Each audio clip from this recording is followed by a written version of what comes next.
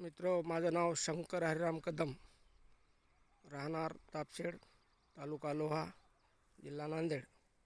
माझा phone number 83 29 72 77 57.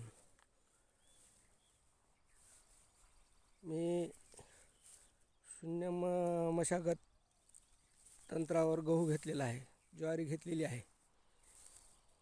पाहू शकता, हे गव्हाचं 5वं पीक आहे बेडवर शून्य मशागत तंत्रामध्ये. हे पहा, गेल्या वर्षीच्या पराठ्या, त्याच्या अगोदरच्या तर काही राहिलेल्या नाहीत. अगोदर सोयाबीन, नंतर कापूस, प्लस सोयाबीन, ज्वारी आणि आता गहू. साधारणतः 5वं पीक आहे. आणि हे गेल्या वर्षीचे हे कापसाचे थोट, आणि हे बघा, हे गेल्या वर्षीचे, आणि हे आता जूनमधलं हे सोयाबीनचे थोट आहे का. याला आपण कुठल्याच प्रकारची मशागत केलेली नाही, ना निंदन केलेलं नाही, फक्त तणनाशक मारून आणि मधामध्ये तर काही गवत राहिलेलं नाही. फक्त हे बेडच्या खाली आहे थोडंफार. आणि कसं आहे, आमच्याकडं पाण्याची फार टंचाई असल्यामुळं बेडवर ठिबक आतरलेलं आहे आणि त्या ठिबकवरच गहू पेरलेला आहे.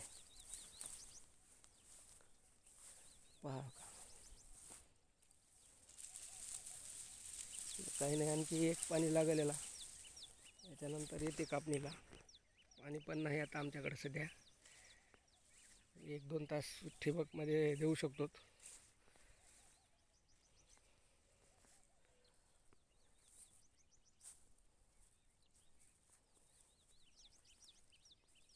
पाऊस पहा,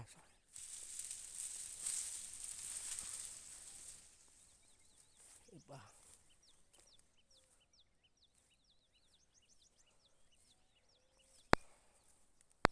आणि मला मार्गदर्शन पोकरा समन्वयक श्री गुलाबराव खंडागळे साहेब, त्यांचं मार्गदर्शन लाभलेलं आहे. खूप वेळेस मला फोन करून विचारतात आणि वेळोवेळी मार्गदर्शन करतात. कुठले तणनाशक वापरायचे, कशा पद्धतीनं कापसाची पराठी ते कशी मारायची, हे ते खूप काही मोलाचं मार्गदर्शन केले त्यांनी. आणि डॉक्टर तुकाराम मोठे साहेब, ते खूप मोठे आहेत, पण आपल्यासारख्या सर्वसाधारण शेतकऱ्याचा पण फोन उचलून बोलतात. त्यांना पण मी 1-2दा बोललेलं आहे. ते पण मार्गदर्शन करतात. पण गुलाबराव खंडागळे साहेब हमेशा वेळोवेळी मार्गदर्शन करतात. पहा, अशा प्रकारचा गहू आहे. पुढं ज्वारी आहे, ह्याच लॅटरलवर पेरलेली, ते पण दाखवतो तुम्हाला. हे बघा,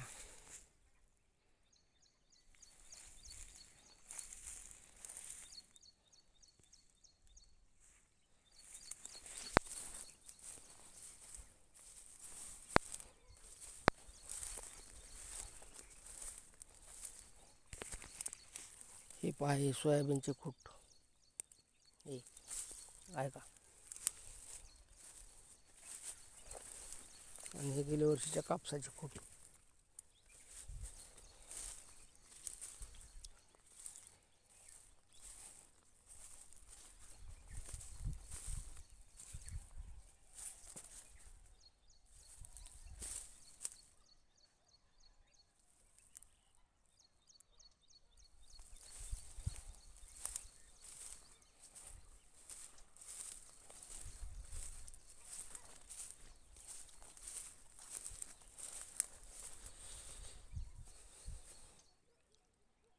ही ज्वारी आहे, ह्याच्यात पण पहा, हे कापसाचे खूट.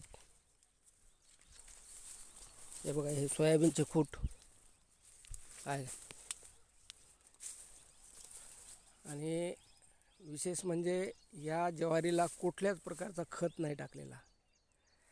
गव्हाला तरी एक वेळेस टाकलेला होता आपण सुरुवातीला, फक्त अर्ध पोतं 10-26-26 आणि नंतरच्या वेळेस एक युरिया टाकला होता 25 किलो. तर ज्वारीला तर कुठल्याच प्रकारचा खत नाही, काहीच नाही, शून्य मशागत असल्यामुळे. पहा, ज्वारी पण खूप परस्परस वाढलेली आहे, कमी पाण्यात, शून्य मशागतीत. हे बघा,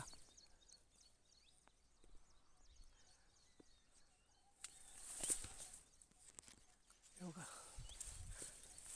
7-8 फूट वाढलेली, 8 फूट.